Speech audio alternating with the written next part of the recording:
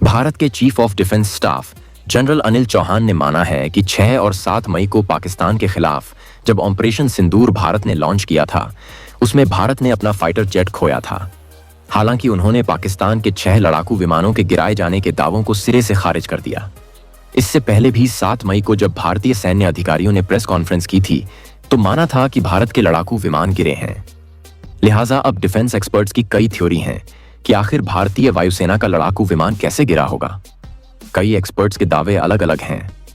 कुछ एक्सपर्ट्स का मानना है कि पाकिस्तान को चीन ने जो PL-15 मिसाइल दी थी, वो एक्सपोर्ट वेरिएंट नहीं बल्कि चीनी एयरफोर्स के गोदाम से निकाली गई मिसाइल थी, जिसका रेंज एक्सपोर्ट वेरिएंट के अनुमानित 150 किलोमीटर से काफी ज्यादा 200 से 25 किलोमीटर था, और शायद भारत की तरफ से उस रेंज को समझने में भूल हो गई। चीनी मामलों के एक सैन्य एक्सपर्ट ने किल चेन का जिक्र किया है।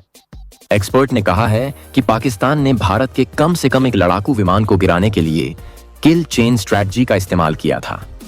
एक्सपर्ट भी पाकिस्तान के 6 विमान गिराने के दावे से इत्तेफाक नहीं रखते, लेकिन वो एक विमान गिरने की बात को मानते हुए किल चेन पर जोर दे रहे हैं। Mitchell institute for aerospace studies के एक वरिष्ठ साथी माइकल डेम ने कहा, हवाई मुठभेड़ के दौरान लड़ाकू विमानों की क्षमता से ज्यादा महत्वपूर्ण किल चेन हो सकता है, खासकर उस वक्त जब दुश्मन की कोशिश युद्ध में बढ़त हासिल करने से ज्यादा आपके लड़ाकू विमान को गिराने की हो। किल चेन एक स्ट्रैटेजी है जिसका मकसद किसी टारगेट को पहचाने से लेकर उसे नष्ट करने की पूरी प्रक्रिया होती है। फाइटर जेट्स के बीच डॉग फाइट के दौरान, खासकर एयर टू एयर कॉम्बैट में, किल चेन को समझना बहुत जरूरी होता है, क्योंकि यह तय करता है कि कौन पहले देखता है, कौन पहले निशाना लगाता है और कौन पहले हमला करता है। माइकल डेम का मानना है कि यह लड़ाई सिर्फ 2 फाइटर जेट्स के बीच नहीं, सिस्टम्स इंटीग्रेशन यानी पूरी किल चेन के बीच थी। माइकल डेम के मुताबिक पाकिस्तान ने एक पहले से ही तैयार किए गए किल चेन नेटवर्क के जरिए इस मिशन को अंजाम दिया होगा। इसमें ग्राउंड आधारित radar, airborne early warning and control system और J-10 फाइटर जेट शामिल थे, यानी टारगेट को ग्राउंड रडार से देखा गया, मिड कोर्स गाइडेंस अवैक्स ने दी और फिर मिसाइल J-10 ने लॉन्च की। किल चेन को आप एक तरह से चक्रव्यूह समझ सकते हैं जिसमें कई स्टेज होते हैं। इसमें नंबर 1 टारगेट का पता लगाना, 2 ट्रैक करना, 3 फैसला लेना, 4 एंगेज करना और 5 नष्ट करना होते हैं। यानी पाकिस्तान वायुसेना का मकसद हर हाल में लड़ाकू विमान को गिराना होगा, और इसके लिए उसने पहले से ही किल चेन तैयार करके रखा होगा।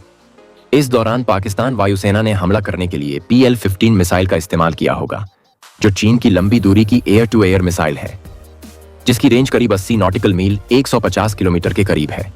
इसकी गाइडेंस क्षमता और डेटा लिंक अवैक्स से जुड़ी होती है, जिससे इसे मिड कोर्स में दिशा मिलती रहती है।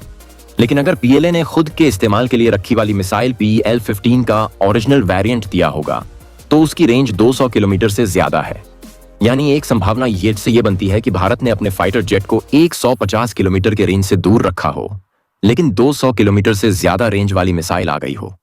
माइकल डेम का मानना है कि भारतीय वायुसेना पाकिस्तान के मुकाबले काफी बड़ी और काफी ताकतवर है, जैसा कि हमने बाद में देखा।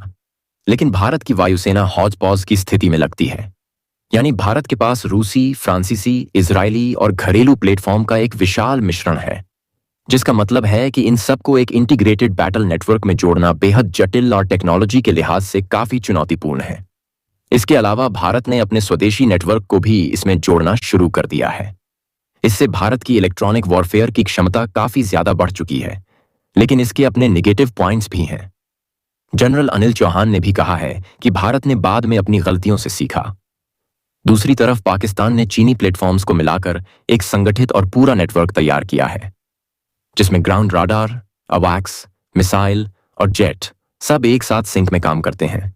लेकिन बाद में भारत ने पाकिस्तान के इस पूरे सिस्टम को ही तोड़ डाला, उसके 2 अवैक्स सिस्टम और एयर डिफेंस सिस्टम को नष्ट कर दिया, जिससे पहले दिन की लड़ाई के बाद पाकिस्तान अपने लड़ाकू विमान को उड़ाने की स्थिति में ही नहीं था।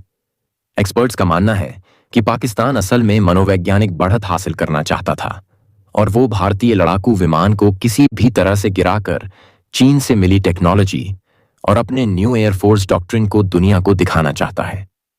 उसकी सबसे बड़ी कोशिश किसी तरह से भारतीय पायलट को पकड़ने की होगी, लेकिन इस मामले में भारत इस बार सतर्क था। भारत ने उसके दर्जन भर एयरबेस उड़ा दिए, जिसके बाद अब पाकिस्तान अपने सिस्टम को और मजबूत करने की कोशिश करेगा।